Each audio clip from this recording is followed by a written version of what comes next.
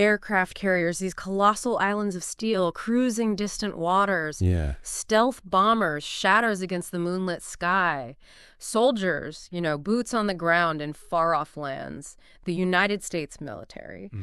The name itself conjures images of, well, immense power.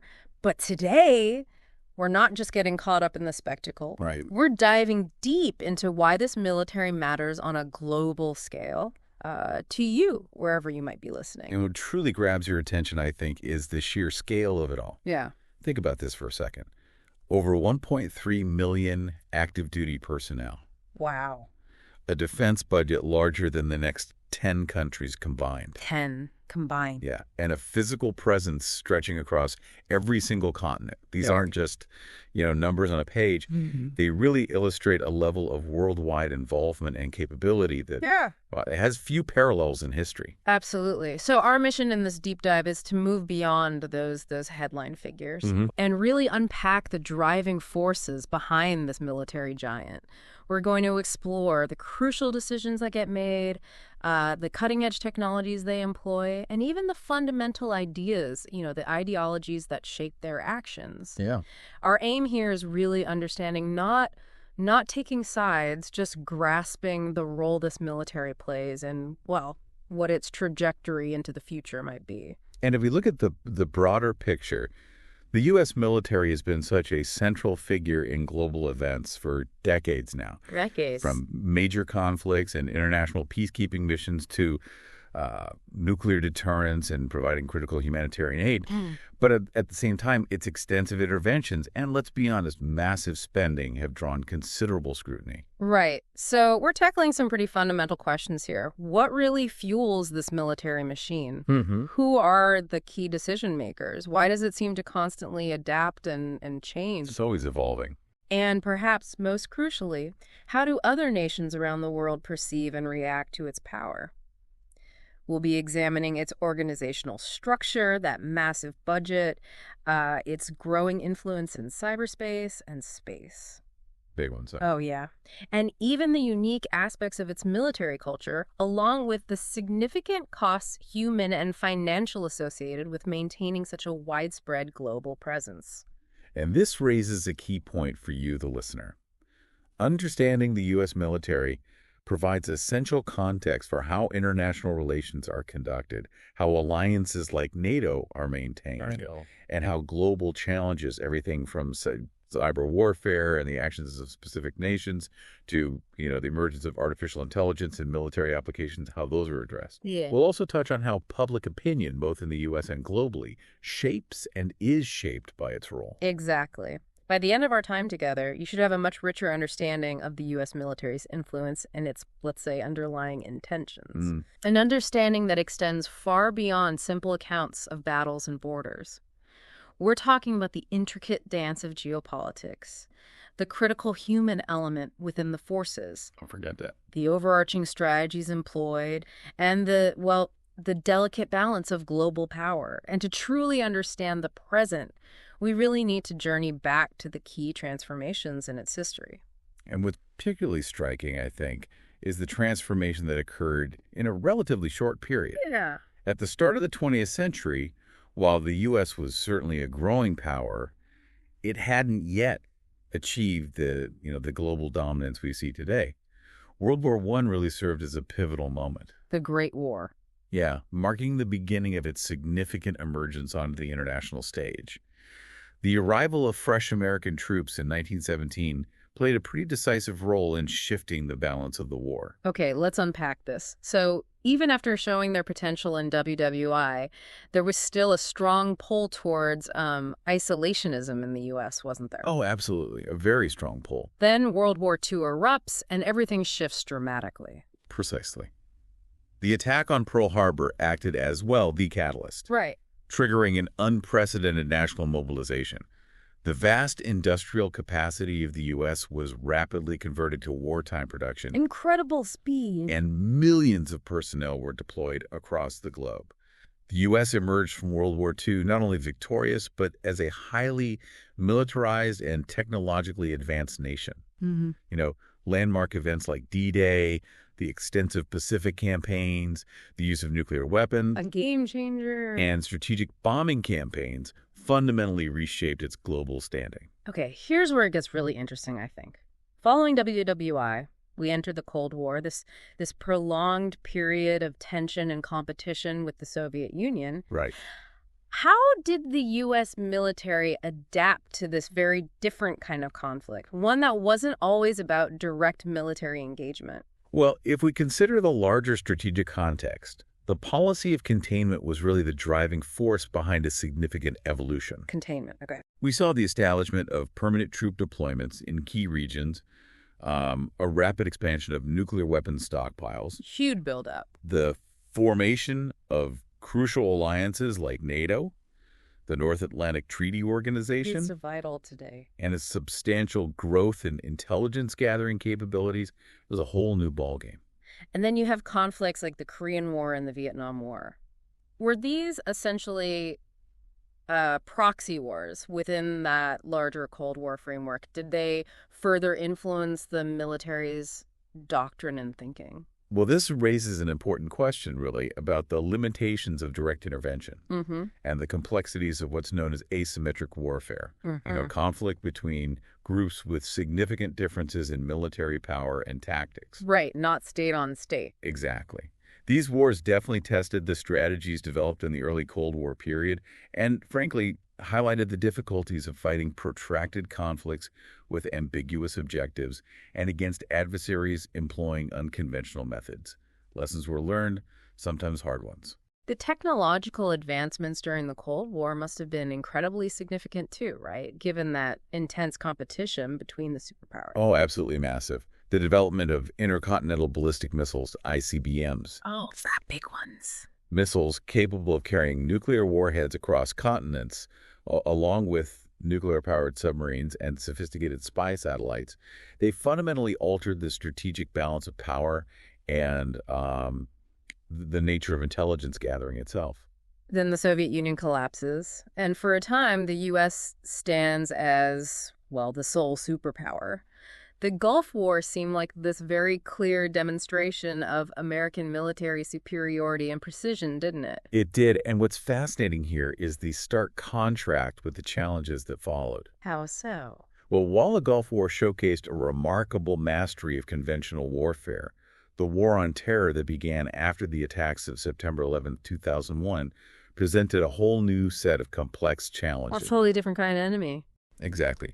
These included long-term military engagements in Afghanistan and Iraq, the rise of elusive insurgent groups, the intricate difficulties of nation-building and fractured societies, and the ethical dilemmas associated with new forms of warfare like drone strikes and the operations of special forces. And the costs? Oh, the human and financial costs of these extended interventions were substantial, no question. Which brings us more or less up to the recent past, the decade of the 2010s. It feels like the strategic focus shifted again, didn't it, towards these emerging and evolving threats. Precisely. The increasing importance of cyber warfare. Huge now. The challenge posed by non-state actors, such as ISIS, and the reemergence of significant competition with nations like China and Russia necessitated another strategic reassessment. We saw modernization efforts directed toward the U.S.'s nuclear arsenal, the development of advanced cyber capabilities, and, of course, the establishment of the United States Space Force. So looking back at this century of transformation, what are the key takeaways? What does this tell us about the U.S. military today? Well, if we connect this to the bigger picture, I think the defining characteristic is a legacy of constant adaptation. Constant change. Military power isn't static. It demands an ongoing process of learning, evolving, and adjusting to new threats and shifts in global realities. It's not solely about the sophistication of the weapon systems, though that's part of it. Right. It's equally about the ability to learn from experience and maintain that widespread global presence. Adaptability is key. Okay, let's shift our focus now. Let's go inside what you might call the nerve center of all this activity, the Pentagon. It's far more than just a physical building, isn't it? Oh, definitely. What's particularly interesting is that it truly functions as the operational brain of the U.S. military. The brain, yeah. That distinctive five-sided building located across the Potomac River isn't just symbolic. It's a round-the-clock hub for command and control, logistical coordination, intelligence analysis, and strategic planning. It never sleeps. And it's all overseen by the Department of Defense, the DoD. Can you explain how that organization is structured at the highest levels? Sure. The creation of the DoD in 1947 through the National Security Act was a crucial step. It aimed to unify the previously separate military departments, Army, Navy, etc. For efficiency. Exactly. Greater efficiency and coordination. At the top of the hierarchy is the Civilian Secretary of Defense, who serves as the President's principal advisor on all defense matters. Civilian control. Key principle. They're supported by a Deputy Secretary and the Civilian Secretaries of the Army, Navy, and Air Force. Importantly, though, the Chairman of the Joint Chiefs of Staff acts as the principal military advisor to the President, the Secretary of Defense, and the National Security Council. Okay, so at the very highest level, you have this blend of civilian and military leadership working together. That's the idea. And within the Pentagon itself, what kind of work is being done day to day? It must be immense. If you consider the scope, yeah, it's vast. You have a huge number of personnel involved in managing the immense defense budget, overseeing the procurement of incredibly complex weapon systems. Billions of dollars. And addressing the intricate challenges of cyber defense and nuclear strategy. Think about the continuous war games being conducted to simulate potential conflicts. Planning for everything. The ongoing development of contingency plans for a wide range of global scenarios and the constant analysis of emerging threats. It's a massive analytical engine. Speaking of the budget, it's, as we said, by far the largest in the world. How is that colossal amount of money managed and allocated within the Pentagon? Well, managing hundreds of billions each year is an incredibly complex undertaking. The primary focus is on allocating funds to ensure military readiness. Are you ready to go? And to develop new capabilities. This includes investments in advanced weapons systems, covering personnel costs like housing and healthcare for service members, and allocating significant amounts to R&D research and development to maintain that technological edge. With that much financial power involved, there must be a significant level of oversight and scrutiny, right? It can't just be a blank check. Oh, absolutely not.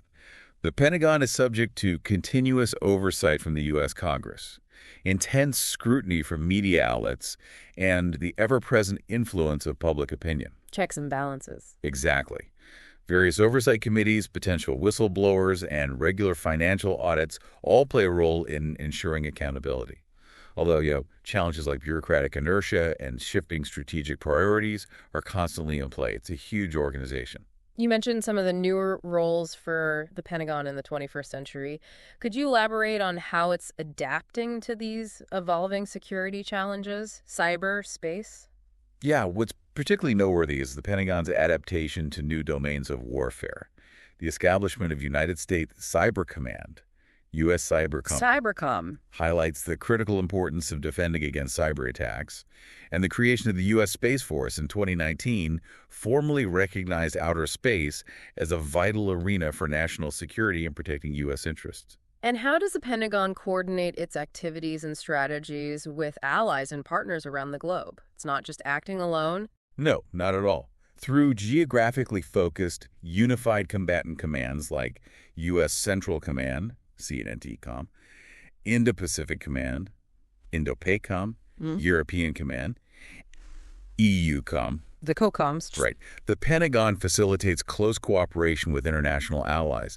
This includes conducting joint military exercises, sharing critical intelligence, and engaging in collaborative strategic planning to address shared security concerns. Teamwork is essential. So to kind of summarize our discussion about the Pentagon, it really acts as the central nervous system, doesn't it? Orchestrating all the diverse elements of the U.S. military. Precisely. It serves as the central hub for America's military efforts, reflecting its commitment to both defending its national interest and projecting power globally. It's the intellectual, strategic, and operational core of its military identity. Okay, now let's move from the central command to the actual fighting forces. You mentioned the branches earlier, the 5 pillars that constitute the U.S. military's power. It's not just one monolithic entity, is it? No, not at all. The strength comes from the coordinated capabilities of its 5 distinct branches. Each has its own unique history, a specific mission, and frankly, its own organizational culture. Let's start with the oldest and largest branch, the United States Army. What's its primary role in the overall structure? Okay, the Army. Its roots go back to 1775. It's primarily responsible for land warfare. So it's on the ground. Exactly. Its core mission involves securing and controlling land territory, engaging in ground combat, establishing strategic positions. The Army is designed to be pretty self-sustaining, capable of a broad spectrum of operations, large-scale conventional war, peacekeeping, stability ops, you name it. And elite units, too. Oh, yeah. Within the Army, you have elite units like the 75th Ranger Regiment and the Green Berets officially. The U.S. Army Special Forces trained for very specialized missions. Okay. And then we have the United States Navy. Their domain is the world's oceans. What's their main responsibility? That's right. Also established way back in 1775. The Navy's primary role is ensuring the freedom of the seas, protecting vital maritime trade routes. Keeping trade flowing. Crucial. And projecting American power across the globe's oceans. Its extensive global presence, maintained by a large fleet, including aircraft carriers, Floating cities. basically, it allows them to operate in multiple theaters simultaneously, a key instrument of U.S. foreign policy. And we could also mention the Navy's fleet of nuclear-powered submarines, providing strategic deterrence, and its significant naval aviation capabilities, the F-18s, etc. Shifting focus to the skies, the United States Air Force became independent a bit later than the Army and Navy. What's its core function? The Air Force, became a separate branch in 1947, primarily responsible for aerial warfare. Controlling the air. Exactly. This covers a wide range of missions. Surveillance, gathering intelligence from the air, providing rapid airlift for troops and equipment, and critically, maintaining a significant portion of the nation's nuclear deterrent. The triad. Part of it, yes, through its ICBMs and strategic bombers. The Air Force operates some of the most advanced aircraft, the F-22 Raptor, the B-2 Spirit stealth bomber, and increasingly, drones. Plus, essential space-based assets for things like missile warning and GPS. Now let's talk about the United States Marine Corps. Part of the Department of the Navy, but they have a very distinct identity and role, don't they? Oh, absolutely. The Marine Corps, also dating back to 1775, is known as an expeditionary force, often called the first to fight. Always ready. Their specialty lies in rapid deployment amphibious operations, projecting power from naval vessels onto land, establishing a forward presence. Marines are renowned for their rigorous training, Imaginary training. their versatility in combat, and their distinguished reputation earned through countless conflicts. They also possess their own organic air and logistical capabilities, making them a highly self-contained and rapidly deployable fighting force. And finally, the newest branch, the United States Space Force. In this increasingly critical domain of space, what's their primary mission? The Space Force, established December 2019, is specifically focused on safeguarding U.S. interests in outer space. The final frontier. Well, a critical one now, certainly. Space has become vital for national security due to our reliance on satellites for communication, navigation, surveillance, you name it. GPS, weather. Everything. So the Space Force is responsible for overseeing these critical satellite systems, providing early missile warnings, conducting space surveillance to track potential threats, and developing new tech to ensure, continued American dominance and freedom of operation in orbit. They work closely with the other branches. So these 5 distinct branches, unique capabilities, cultures, but all operating under a unified command structure. It sounds like an incredibly intricate and sophisticated machine. That's precisely the idea. Each branch has its own culture, traditions, service academies. But it's their ability to operate seamlessly together in joint operations that makes the U.S. military such a formidable and adaptable force, ready for a complex network of global interests and values. Okay, now let's turn our attention to the individuals who power this incredible machinery, the human element. It's easy to get caught up in the hardware and strategy. But it's the people, always. Absolutely. And what's truly striking is the sheer number of dedicated individuals involved. Over 1.3 million active duty, plus hundreds of thousands more in the reserves and National Guard, stationed globally. Huge numbers. And each one undergoes a demanding training process designed to achieve constant readiness and resilience. Let's delve into that initial training boot camp, basic training. It sounds like a truly transformative experience, forging individuals into cohesive units. It is indeed a significant rite of passage, designed to build not just physical strength and endurance, but also mental toughness, discipline, teamwork, the essentials. Right. The duration and focus vary by branch. The Army's basic combat training emphasizes weapons and tactics. Navy recruit training focuses on shipboard safety, naval life. Makes sense. The Marine Corps is famous for its particularly rigorous 13-week program, ending with the Crucible. Heard about that. Tough. Very, and the Air Force basic training puts a strong emphasis on mental agility and technical skills right from the start. And that initial training is just the beginning, isn't it? There's a ton of advanced and specialized training after that. Oh, absolutely.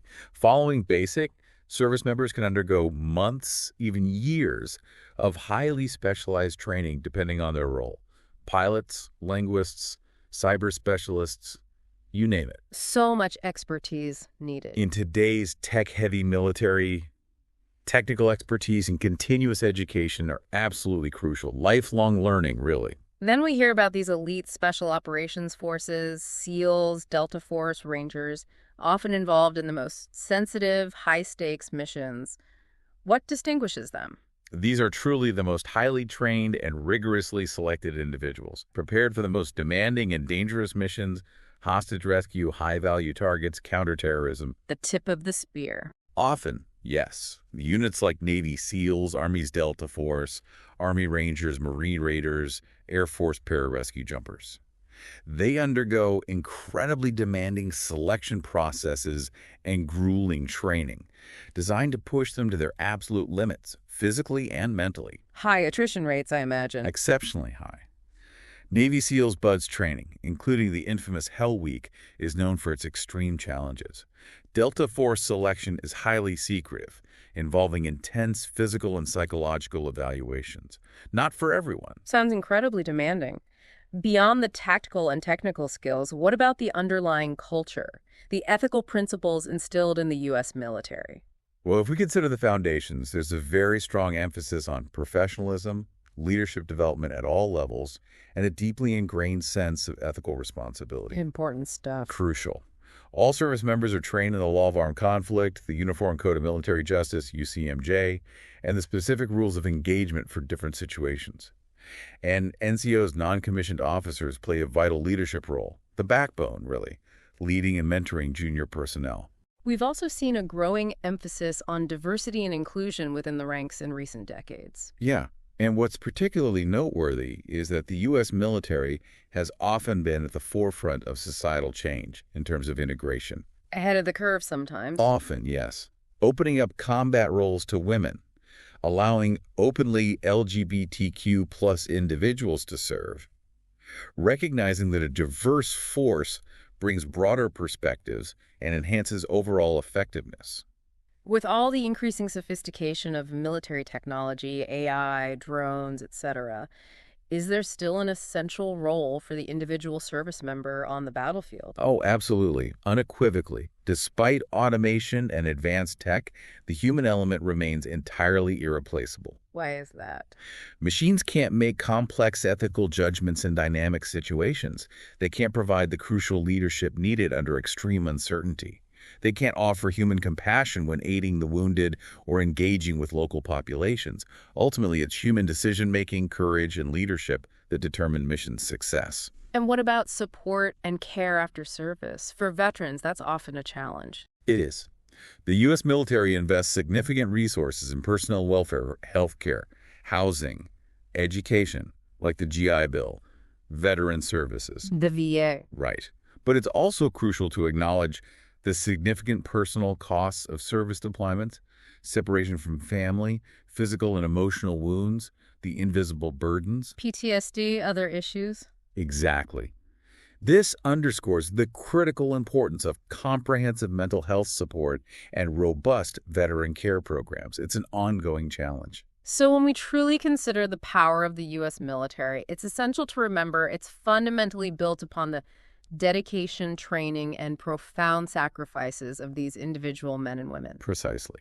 Military manpower isn't just numbers. It's a collective story of resilience, commitment, and the enduring principle that national defense ultimately begins with the individual service member and their oath. Okay, now let's shift focus to the impressive array of military hardware, what you called the arsenal of supremacy. It's a combination of cutting-edge tech and sheer overwhelming power, isn't it? It truly is. A sophisticated blend of advanced technology and immense power, all meticulously designed for deterrence and, when needed, achieving decisive dominance across all operational domains: land, sea, air, space, cyber. Let's begin with air power. What are some key aircraft that form the backbone of the U.S. military's aerial capabilities? Okay, at the forefront, you've got the F-35 Lightning II, highly advanced stealth, multi-role fighter, also a sophisticated airborne network node. Connects everything. Pretty much. Then there's the F-22 Raptor, designed purely for air dominance, the B-2 Spirit stealth bomber, Iconic shape. and the next-gen B-21 Raider currently under development. Plus, don't forget the vital role of space-based satellites for surveillance and datacomms. And when we consider naval power, what are the most significant assets in the U.S. Navy's fleet? Dominating the seas are the aircraft carriers Nimitz and the newer Ford class, essentially mobile air bases and command centers. Power project. Exactly. The fleet also includes guided missile cruisers and destroyers, packed with vertical launch systems for Tomahawk missiles and more, littoral combat ships for closer-to-shore ops, and, of course, the formidable fleet of nuclear-powered submarines, Ohio-class boomers carrying ballistic missiles, and the versatile Virginia-class attack subs. Very quiet, very capable. Unmanned aerial vehicles, drones, have dramatically altered the landscape of modern warfare, haven't they? Oh, absolutely. UAVs like the MQ-9 Reaper, widely used for counterterrorism. Predator's successor. Right. Wow. And high-altitude, long-endurance surveillance platforms like the RQ-170 Sentinel and RQ-4 Global Hawk. They've revolutionized warfare. Yeah. Targeted strikes, persistent ISR intelligence, surveillance, reconnaissance. Turning to ground power, what are the primary vehicles and systems used by the Army and Marine Corps? The M1 Abrams tank remains a cornerstone, still incredibly potent. The main battle tank. Yep, along with the Bradley fighting vehicle, Stryker armored personnel carriers, and the highly effective HIMARS high-mobility artillery rocket system. Seen a lot about HIMARS recently. Very precise. These ground systems are increasingly equipped with advanced tech night vision, thermal imaging, satellite-guided munitions, networked comms for better situational awareness. And we can't overlook the significance of the U.S.'s nuclear arsenal. Indeed. The U.S. maintains a highly advanced and survivable nuclear deterrent, the Triad. ICBMs, submarine-launched ballistic missiles, SLBMs, and strategic bombers. Deterrence is key. Underpinned by the doctrine of mutually assured destruction, MAD, but also frameworks for flexible response and sophisticated missile defense systems. Finally, what are some key emerging technologies the U.S. military is actively investing in for the future? Where's the R&D money going? Significant investment in cutting-edge areas. Cyber defense technologies, obviously. Artificial intelligence applications for military use, that's huge. AI everywhere. Hypersonic weapons traveling faster than Mach 5.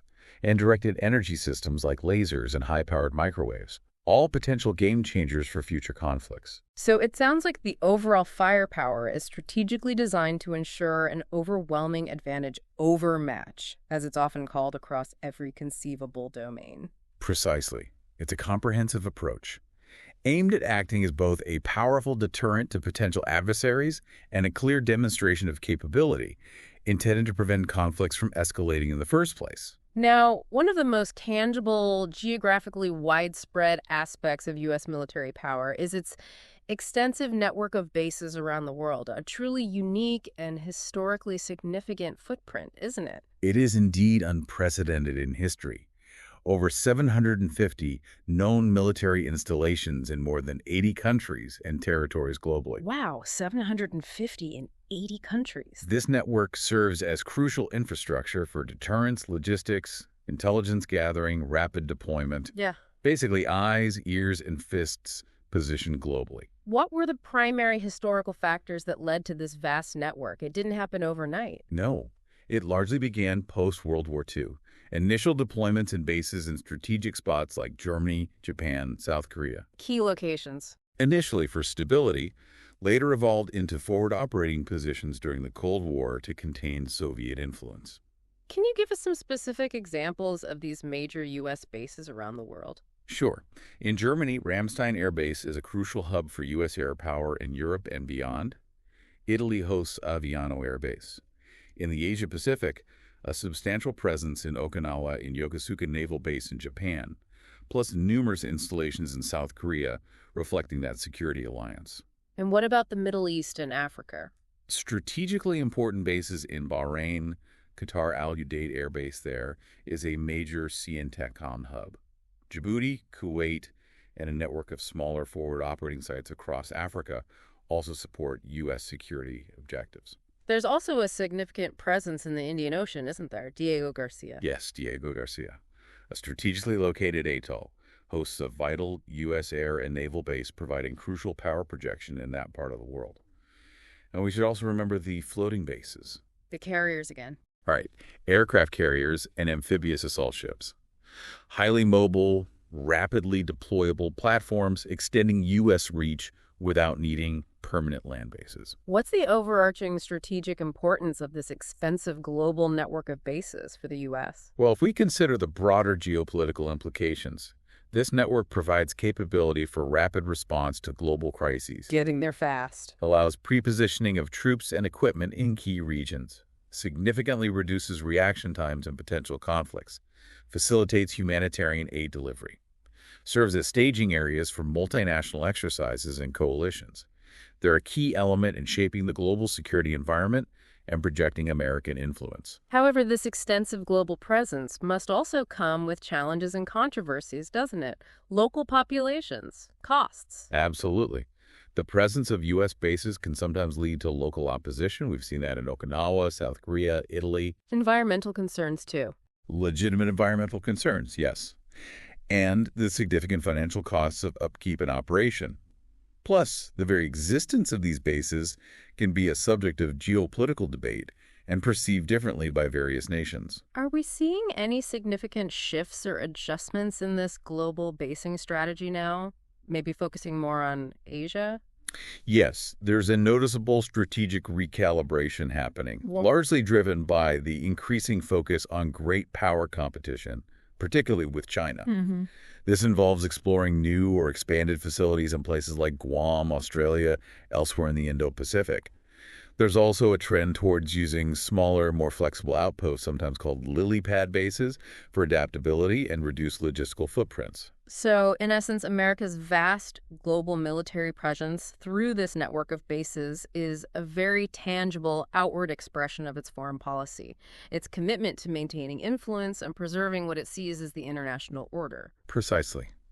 It represents an unmatched global footprint that directly supports a policy aimed at maintaining American influence and upholding what the U.S. defines as the established international order. Let's now turn to the financial engine powering this entire apparatus, the immense U.S. military budget. It's a truly staggering sum. It is indeed. Fiscal year 2024, the proposed budget exceeded $850 billion. Billion with a B.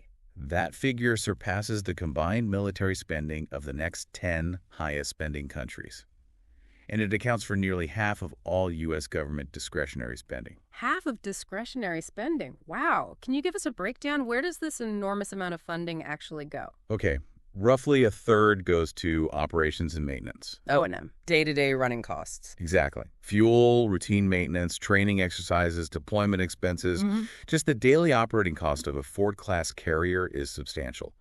Military personnel costs account for about 23% salaries, housing, healthcare, education, pensions. Taking care of the troops. Yeah. Procurement of new equipment, stealth bombers, F-35s, submarines, missiles makes up around 20%.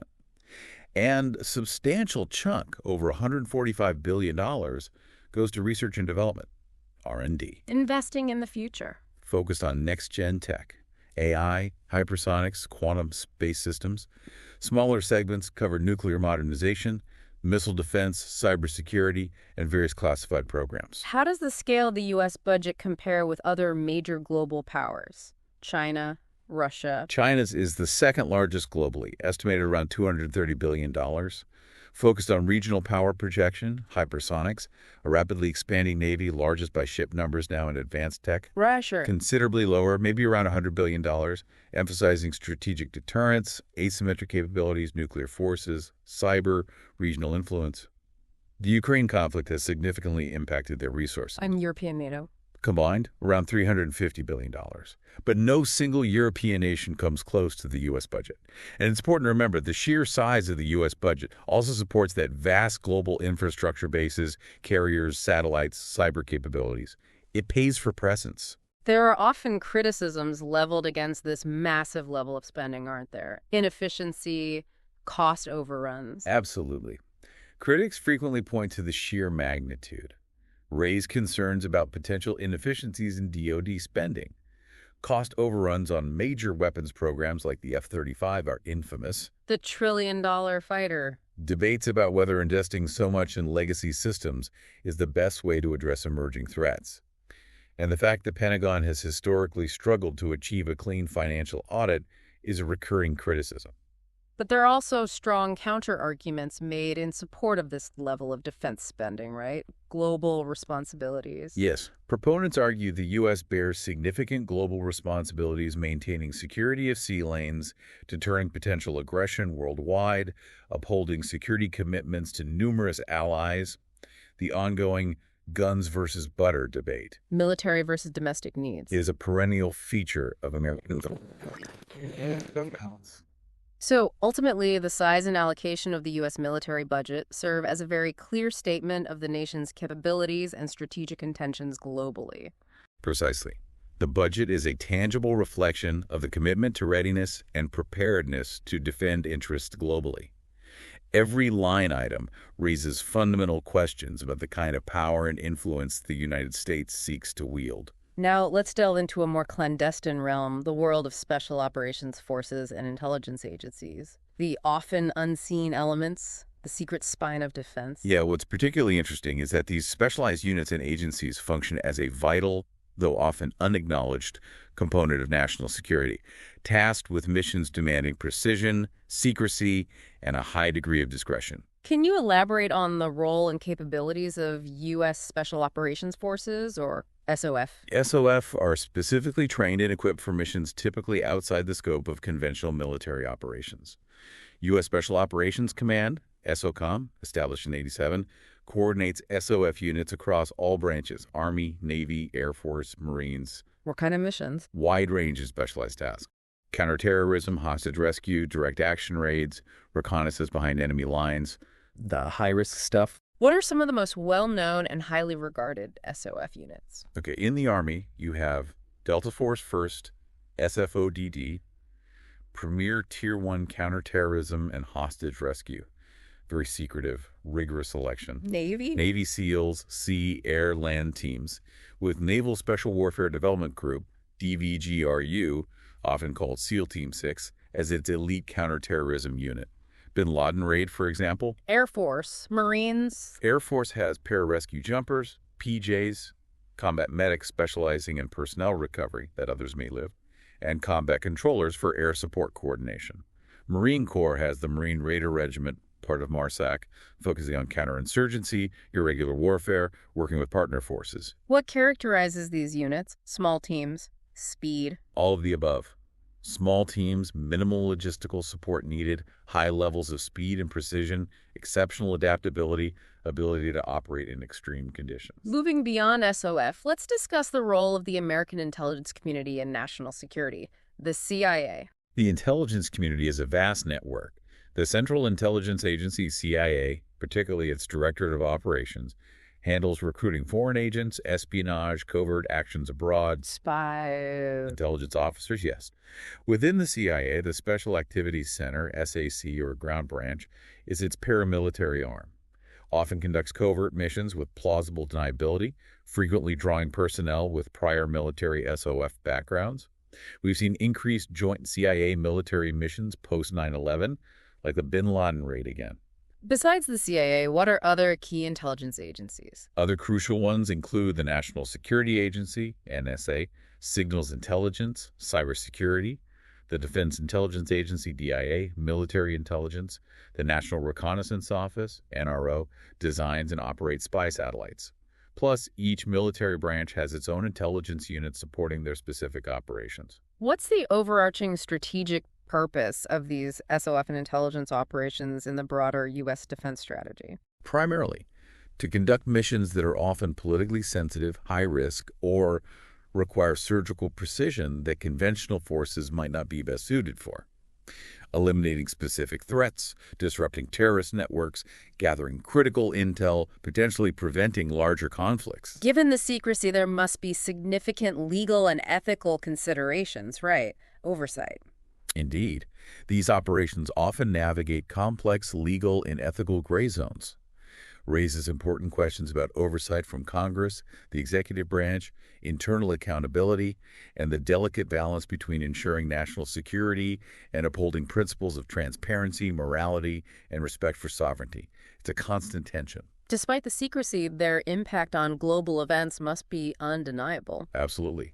From counterterrorism in Somalia, Syria, Afghanistan, the Philippines, to intelligence gathering and forming critical decisions, these shadow warriors provide a significant advantage through precision, adaptability, and information dominance in a world of shifting threats. Now, let's turn our attention to the cutting edge, the new battlefields of cyberspace and outer space. Fundamentally different domains. They are indeed the newest, perhaps least visible frontiers, yet equally critical and potentially just as dangerous given our reliance on interconnected digital systems and space-based infrastructure. Let's start with cyber warfare. We hear about significant cyber attacks constantly, it seems. It's a stark reality of our digital age. The intricate networks powering power grids, finance, hospitals, military comms, all potential targets. In this domain, a piece of code could be as damaging as a conventional weapon. And the U.S. military established a dedicated command for this, USC Cyber. Yes, U.S. Cyber Command, established in 2009 under DoD. Its mission: defend U.S. military networks, secure critical systems, and, when authorized, conduct offensive cyber ops against adversaries. Works closely with the NSA. Who are the primary actors and threats in cyber warfare? Is it just nations? Broad spectrum, constantly evolving. State-sponsored hackers, China, Russia, Iran, North Korea often cited. But also non-state actors, terrorist groups, criminal organizations. Targets range from critical infrastructure and military networks to intellectual property theft, disinformation campaigns, disrupting essential services. What kind of work do these cyber warriors actually do within cybercom? Highly skilled individuals, analysts, engineers, programmers, operators, involved in both defensive and offensive ops. Defensively, identify vulnerabilities, implement security measures, respond to intrusions. Offensively, capability to infiltrate adversary networks, disrupt or disable their systems. Resilience is key, preventing cascading failures. And collaboration with the private sector is essential, as they own much of the critical infrastructure. Now let's turn our attention upwards to outer space. Once seen as peaceful, but that seems to be changing. Unfortunately, yes. Space is becoming increasingly militarized as nations recognize the critical importance of space-based assets. GPS, satellite comms, missile warning, intelligence, all rely on assets in orbit, making them vulnerable. And this led to the U.S. Space Force. What are its primary responsibilities? Right. Established December 2019. Mission: organize, train, equip forces to protect U.S. and allied interests in space. Responsibilities include overseeing critical satellite constellations, providing missile early warning, space surveillance tracking threats, and debris developing doctrine and capabilities to defend assets and ensure freedom of operation. Works closely with NASA, NRO, others. So the creation of the Space Force signals the U.S. now views space not just as supporting operations, but as a potential warfighting domain itself. Exactly. A shift in perspective. Space is no longer a sanctuary, but a vital strategic domain. There's ongoing international debate about militarization, arms control versus necessary defense against emerging threats, like anti-satellite ASAT weapons being developed by China and Russia. The impact of an attack on space assets could be huge, right? Losing GPS. Far-reaching, devastating potentially. Achieving and maintaining control of key aspects of space is increasingly seen as providing a decisive strategic advantage. It sounds like these new battlefields, cyber and space, demand very different strategic thinking and tech capabilities compared to traditional warfare. Precisely. They're now central to 21st century security, blurring traditional lines between domains, requiring a seamless, integrated strategic environment to ensure U.S. superiority and protect national interests. It's quite possible the next major conflict could begin silently in these digital and orbital realms. Now, the U.S. military doesn't operate in isolation. That network of alliances and partnerships must be a significant factor in its global power. Oh, they are indeed. Military power combined with strong, reliable alliances acts as a significant force multiplier, enhances capability and strategic reach. Let's start with arguably the cornerstone, NATO, the North Atlantic Treaty Organization. What makes it so important? NATO, formed 1949, Collective Defense Alliance, based on the principle that an attack against one is an attack against all, Article 5. Article 5. Grown from 12 members to 32 now, with recent additions, Finland and Sweden. And the U.S. role within NATO is absolutely central, isn't it? Without question. U.S. provides the largest share of the budget, most troops and equipment, essential global logistics, and power projection. U.S. forces stationed across Europe. And the Supreme Allied Commander Europe, SEASURE, the operational commander, has always been an American officer. Through NATO, the U.S. extends its strategic influence and operational reach. Can you elaborate on the key benefits these alliances, especially NATO, provide to the U.S. interoperability, intelligence sharing? Numerous critical advantages. Facilitates intelligence sharing, promotes common military doctrines and standards, enables coordinated strategic planning, enhances interoperability. Making sure everyone's equipment works together. Exactly. Unified logistics, communication systems. NATO brings together over 3 million personnel from member states, thousands of aircraft, over 800 naval vessels. It's a huge collective force. Beyond NATO, what other key alliances and strategic partnerships does the U.S. maintain, particularly in Asia? In the Indo-Pacific, crucial collective defense treaties and alliances with Japan, South Korea, Australia, the Philippines. Vital for regional stability, counterbalancing China's growing influence. Also newer strategic partnerships like AUKUS with Australia, UK, and the Quad with Japan, India, Australia, expanding the strategic network. Why are these alliances so essential in addressing today's complex security challenges? Terrorism, cyber, pandemics. Because in today's interconnected world, no single nation, no matter how powerful, can effectively guarantee its own security against multifaceted global threats. Transnational terrorism, sophisticated cyber attacks, rising authoritarianism, pandemics, climate change impacts, all necessitate international cooperation and collective security. You can't go it alone. NATO has certainly demonstrated its continued relevance recently, hasn't it? Especially regarding Russia. Absolutely. Post 9/11, NATO invoked Article 5 for the first time, allies deployed to Afghanistan. More recently, reaffirmed its role as a frontline alliance against Russian aggression, particularly after the 2022 invasion of Ukraine. Led to increased deployments on the eastern flank, joint exercises, significant standardization of military equipment. But maintaining alliances also comes with challenges, doesn't it? Burden sharing, the 2% GDP goal. Yes, one ongoing challenge within NATO is ensuring all members meet the agreed commitment to spend at least 2% of their GDP on defense. That's frequently a topic of discussion.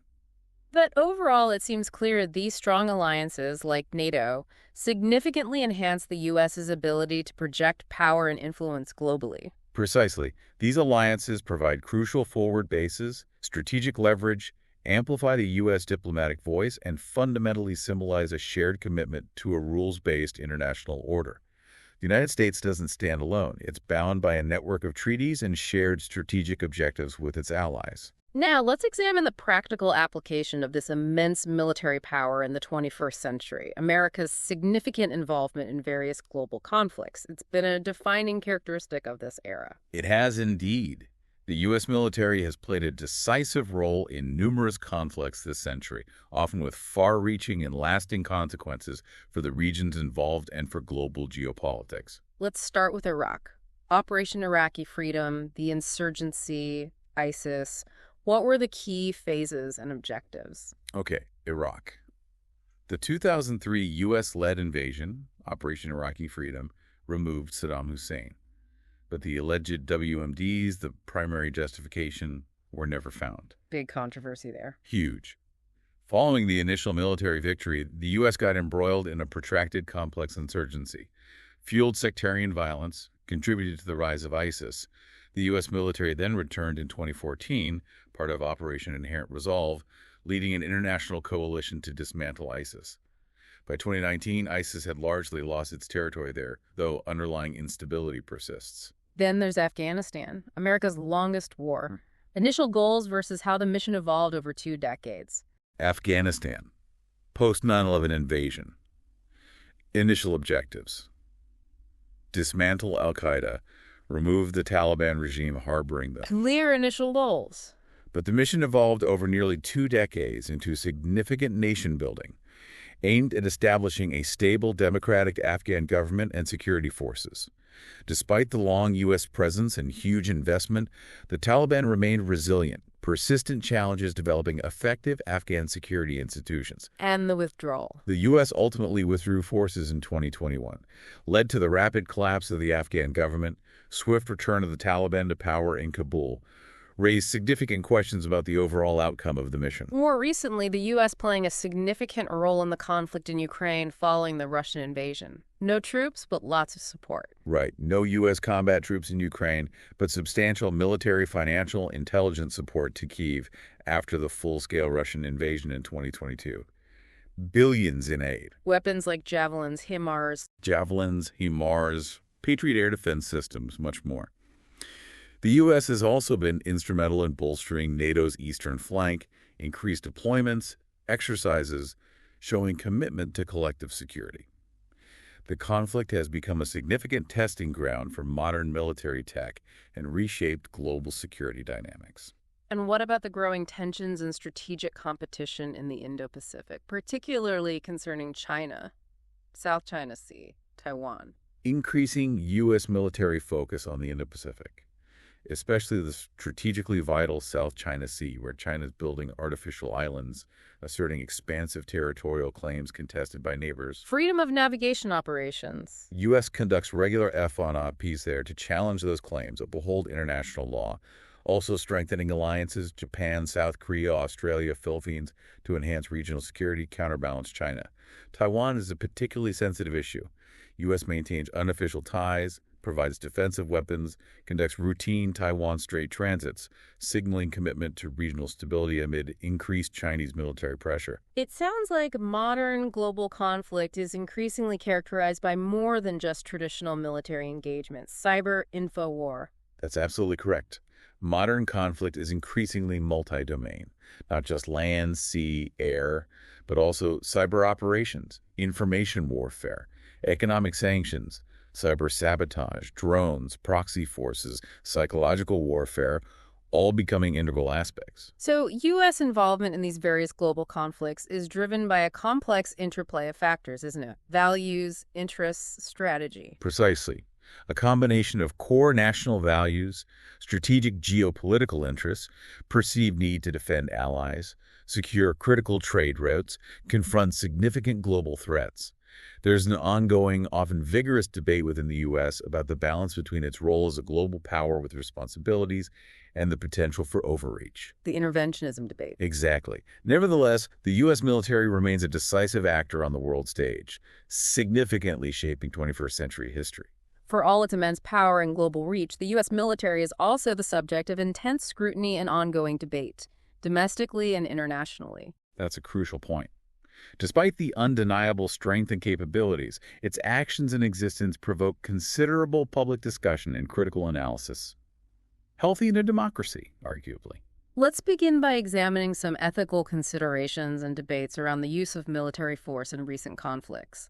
Iraq, Afghanistan, drone strikes. There have been significant ethical concerns. Interventions with initially stated noble goals sometimes haven't fully realized those objectives, leading to unintended, often destabilizing consequences.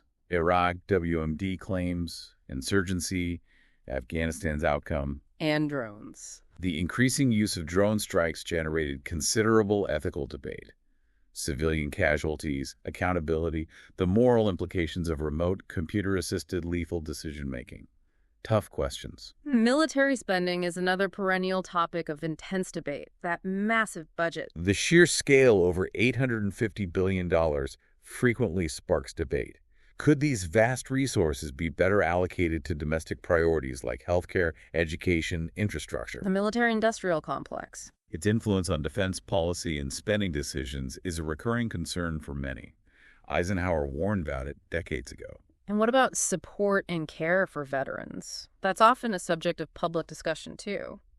PTSD, homelessness. Despite widespread public support for veterans, there are ongoing challenges with the quality and accessibility of care for those transitioning back to civilian life. Mental health, like PTSD, homelessness, substance abuse, finding suitable employment, significant concerns. The VA system itself. Its effectiveness and efficiency are frequently debated. Many veterans feel their sacrifices aren't adequately acknowledged or supported by the nation they served. It's a complex issue. Public opinion regarding the U.S. military and its role seems complex and evolving. High trust, but wary of intervention. It is indeed multifaceted and dynamic. Generally high public trust in the military as an institution, but often considerable caution. Skepticism about overseas interventions, especially after Vietnam, Iraq, Afghanistan. Endless war fatigue. That concept has led to public fatigue, reluctance among some, particularly younger generations, to support prolonged engagements. The political climate, disinformation, also significantly influence public perceptions. It sounds like this ongoing scrutiny and debate, while sometimes critical, is actually a vital component of a democratic society. Questioning power. Absolutely. This continuous process of questioning the exercise of military power, demanding justification for its use, ensuring accountability, it's fundamental to a well-functioned democracy, ultimately serves to strengthen the nation's conscience and inform its approach to national security. Finally, let's look towards the future. The nature of warfare seems to be undergoing a rapid transformation. Algorithms, hypersonic speed, networks, space, cyber. What are key trends shaping the U.S. military? The future battlefield is projected to look significantly different, increasingly shaped by sophisticated algorithms, hypersonic speeds, highly interconnected networks, the critical domains of space and cyber. In this landscape, maintaining dominance isn't guaranteed. It must be continuously earned and adapted to. Artificial intelligence seems poised to be a truly disruptive force. How might it change things? Indeed. AI is expected to have a transformative impact, rapidly scanning imagery, predicting movements, optimizing logistics, enabling autonomous drones. But ethical questions, too. Profound ethical questions. Distinguishing combatants from civilians, fully autonomous weapon systems, killer robots, risks of AI being hacked or manipulated, huge challenges. Hypersonic weapons are another area of rapid advancement. The speed makes them hard to stop. That's correct. Traveling over Mach 5. Being actively developed by several nations, Russia, China often mentioned. The U.S. is racing to catch up. Their speed makes them very difficult to intercept with current defenses.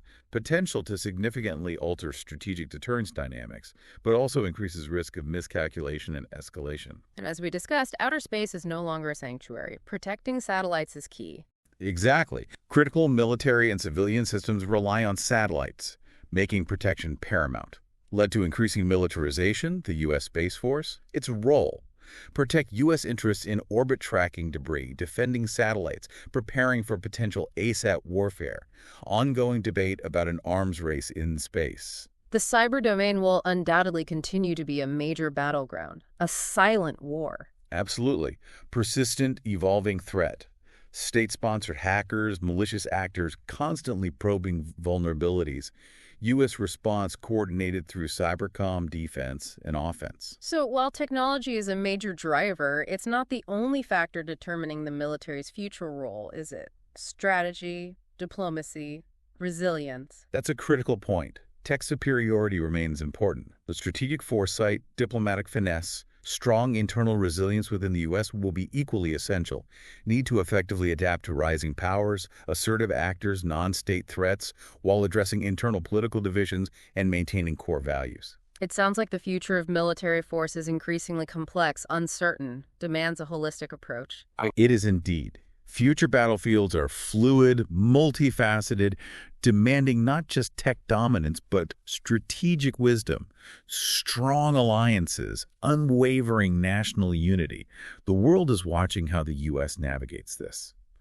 The fundamental question: can it remain adaptable, strategically astute, ethically grounded enough to lead without losing sight of its core principles? So as we bring this deep dive into the U.S. military to a close, we've covered a vast amount of territory. We really have. We've traced its historical evolution, examined the intricate structure Pentagon, the 5 branches highlighted the crucial contributions of personnel, and the impressive tech arsenal. The global bases, the immense budget. The shadowy world of special ops and intelligence, ventured into cyber and space, underscored the vital role of alliances. Analyzed involvement in global conflicts, discussed the scrutiny and ethical debates, and looked towards the transformative future of warfare. And we return to that fundamental question we posed at the outset.